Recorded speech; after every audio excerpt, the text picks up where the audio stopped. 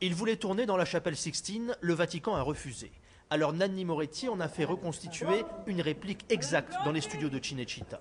C'est là qu'il situe le point de départ de son film. Les cardinaux réunis en conclave après la mort du pape, comme dans la réalité, et l'élection de son successeur. C'est l'histoire d'un homme qui est élu pape et qui, apparemment, ne se sent pas à la hauteur de la tâche. Ce pape qui doute, c'est Michel Piccoli. L'acteur français joue pour la première fois dans un film de Nanni Moretti. Alors là, tu souris et en même temps, ton regard s'éteint. De la basilique Saint-Pierre au château Saint-Ange, les scènes extérieures ont été tournées aux alentours du Vatican. Pour les intérieurs, c'est le superbe palais Farnèse, siège de l'ambassade de France qui a servi de décor.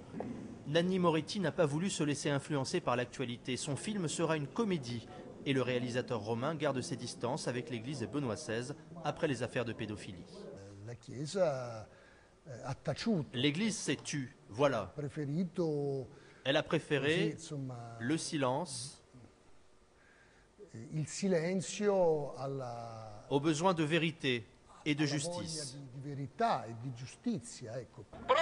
Mais avant de tourner, il a quand même présenté son scénario au ministre de la Culture du Vatican. Oh, je ne l'ai rencontré qu'une fois, tout simplement. Mais ça ne veut pas dire que je vais me convertir.